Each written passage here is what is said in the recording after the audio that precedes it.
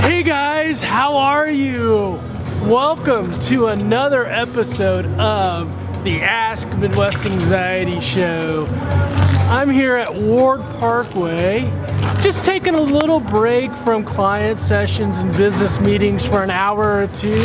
Check out this place, it looks fantastic, guys. I haven't been to Ward Parkway in a really long time.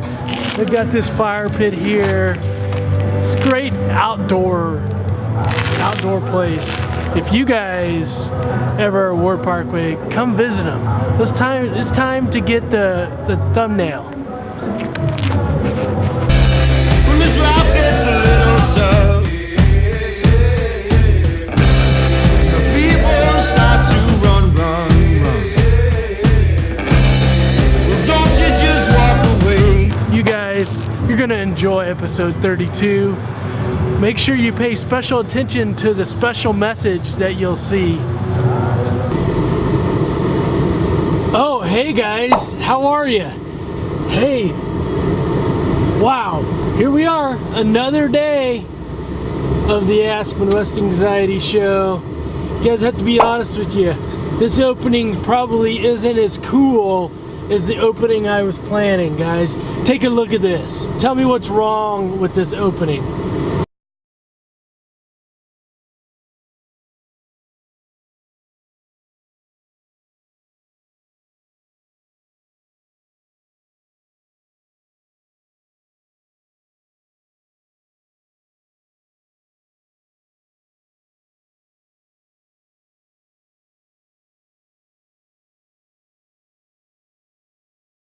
That's right, there's no sound, guys. There's no sound. I forgot to turn on my microphone. And so I was like, dadgummit. Well, I just filled up at Quick Trip, ready for another day of client sessions.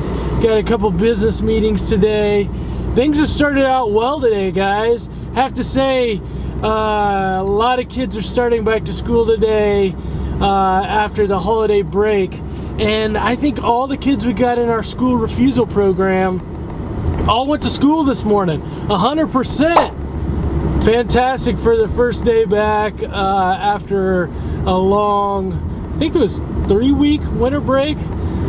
So very proud of all the kids and families today, and just kind of in my mind, I told you yesterday in the on the show that I think we need to celebrate more wins. We need to celebrate the things that go well. On this show, we oftentimes talk about the struggles, right? But we got to celebrate the wins too, and that is definitely a win, because even though this is a Thursday, it's kind of like a Monday going back to school. It's a cold Thursday in Kansas City. It was like 9 degrees this morning. So I hope you're doing super well today.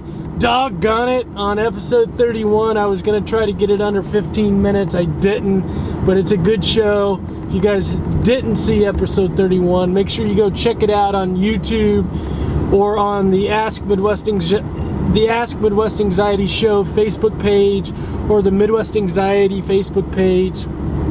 Some great discussion yesterday just about how to beat anxiety, how to beat anxiety, and pushing through. So anyway, I'm headed to a client session. We're going to try to get this one under 15 minutes today, because I really value that you are watching this, and I want to make sure that you get the most out of it.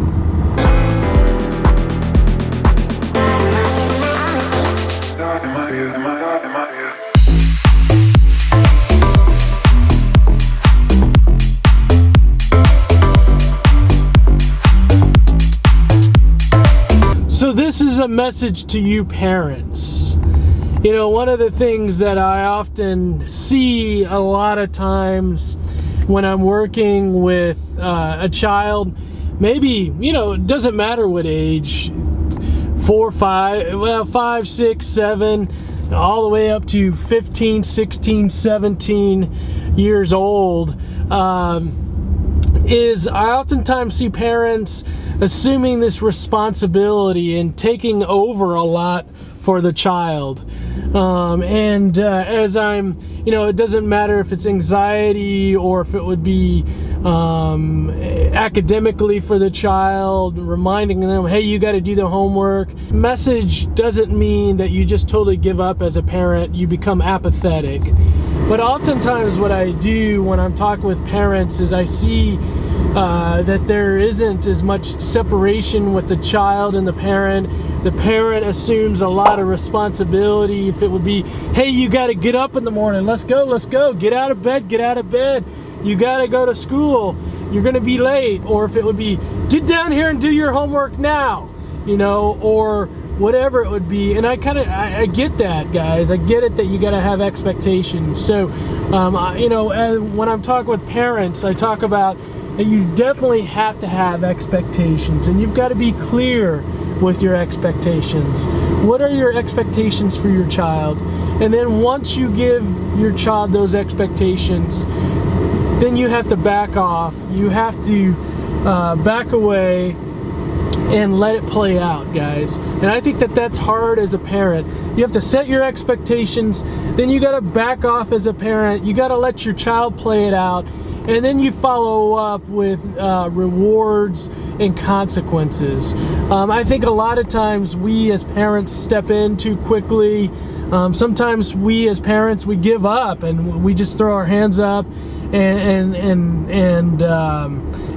just kind of let the child do whatever he or her wants to. That sounded weird, he or her. Anyway, we just kind of give in and the child takes control. My point on all this is I'm talking with families. I want a balance. And we focus on this. I focus on this a lot with parents. Is what's your expectation? I'd like for you to be up by 6:30 in the morning, right? Okay, you get that expectation, and then you back off. And well, okay, now child's not up at 6:30. What do I do then? My thought is always natural consequences. Natural consequences always play out. So what would happen if you didn't get out of bed, you as the parent didn't get out of bed and get ready and go to work? Well, obviously your boss would call you in, potentially maybe after I don't know how many times. But anyway, there'd be natural consequences. And that's how I want to set this up with your child. What would be the natural consequences of being late to school? Would that mean have to talk with an administrator at the school? Would that be, okay, now you're unexcused and you're calling your child in unexcused, tardy or absence? What would that be? And this is a part of the show where I struggle sometimes because there are so many contexts, there's so many variables to this that it's hard to really be specific. My point in this of what I want to say is, I think as a parent, you've got to just got to be mindful of what is your expectation, what is your plan as a parent. Back away, let your child determine how they're going to play it out, and then follow up with a reward and consequence. Don't overdo it or underdo it for them. And there's a great TED Talk. I can't pronounce her name, guys. I wish I knew. Jennifer Senior. She talks about that you can't be responsible for your child. You're responsible to your child. You're not responsible for your child's happiness. Your child is responsible for his or her happiness. You guys take a look at this. It makes modern parenting so very confounding. We have no clue what portion of our wisdom, if any, is of use to our kids. The world is changing so rapidly, it's impossible to say. This was true even when I was young. When I was a kid, high school specifically, I was told that I would be at sea in the new global economy if I did not know Japanese. And with all due respect to the Japanese, it didn't turn out that way. Now there is a certain kind of middle-class parent that is obsessed with teaching their kids Mandarin. And maybe they're onto something, but we cannot know for sure. So absent being able to anticipate the future, what we all do as good parents is try and prepare our kids for every possible kind of future, hoping that just one of our efforts will pay off. We teach our kids chess, thinking maybe they will need analytical skills. We sign them up for team sports, thinking maybe they will need collaborative skills, for when they go to Harvard Business School. We try and teach them to be financially savvy and science-minded and eco-friendly and gluten-free, though now is probably a good... So I'm just in between client sessions and just wanted to tell you guys something that's been on my mind today. So as I've been doing the show and been doing it a couple days consistently, finding the groove and finding the way that I can consistently put this in the show in my schedule every day, not only to film it, but to edit it. You guys know that not only am I, giving you guys behind the scenes and giving you my thoughts throughout the day and those things, I'm going, and this is early on that I'm doing this each morning, getting up at 4 o'clock every morning, which is earlier than, I'm an early riser, but it is earlier than I've been getting up in the past. But this is really important for me, spending 3-4 hours a day editing, a 15 to 20 minute video. But guys, I want to tell you why that is. You guys probably seen that video, The Truth, where I was at Johnson County that day, and it just clicked in my head of why I wanted to do this show every day. The truth is I just want to talk about mental health. I just want mental health to be more of our conversation. I feel like if we just talk about mental health, even just saying the word mental health, the more we talk about mental health, when we're in situations where we may be feeling uncomfortable or sad or frustrated or anxious, it just gives us, it's more on the tip of our mind when we're talking about it more, when we're focused on it more. So then we just feel more comfortable than kind of expressing ourselves, and not only expressing ourselves, but receiving other people when they may not be feeling well, receiving their communication, and so guys, what I'm thinking about right now is, I think one reason why I am so adamant and why I am so focused on continuing to do this show. What is this? This is 32, episode 32. I want to do so many more of these shows, guys. I really do. I want to do so many more, and just time will tell how long and how many I can do based on kind of how this fits in my schedule. But I know this, and I am. This is something that I know for sure. If it reaches one of you, so here's the thing about this show and the vlog, on YouTube and many other places, it's sensationalized about, oh yeah, I'm doing a daily vlog, and you see on YouTube how you got big houses and lots of money and nice cars and all that, and and we're doing pranks, and they're doing pranks or whatever it would be to get all the views, to get all the subscribers. Because there's a portion of us, there's a portion of you that I'm trying to reach, those that may not consume mental health because you're turned off by it, you don't want to put the time, you don't want to put the effort into it, you're scared about going to see a therapist, whatever it would be. This is guys, this is why I am I'm so fired up about doing this show, is because I think this format can be accessible to you, to in that place where you've got the curtains drawn and you don't want anybody to know that you're focusing on your mental health, that you're consuming mental health to try to help you be to be more aware and more balanced socially and emotionally.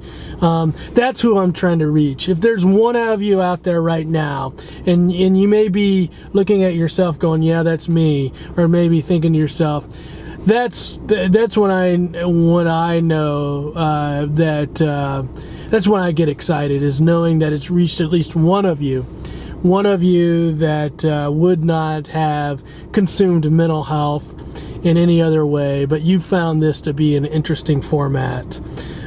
So I just wanted to tell you guys that. I mean, it's something that's been on my mind, and certainly something that I've been thinking about and haven't shared with you yet because I just haven't been able to put it into words. But I'm hoping there's someone out there this is episode 32. I hope there's someone out there that's benefited from a minute or 2 minutes or 4 minutes of what this show's been all about so far. It's been all about just giving you cognitive behavioral nuggets, things for you. You know, I've told you before, and I'll continue to tell you, this isn't going to solve all your problems. This show's not going to solve all your problems. We just can't. We can't go deep into, everyone's got different situations and stuff. But for you to start to think about ways that you can maybe manage the social emotional struggles. You know, if we can do that, if we can inspire you to get the most out of every day, and for us to talk more about mental health, show's been a success. So thank you guys for listening to that. It's been on my heart, and I was like, when am I going to get an opportunity to tell them? I just want to reach you out there who may be sitting there worried about your mental health, and you're trying to find a way to focus on your own mental health. I hope this show is helping you with that. Thanks, guys, for listening.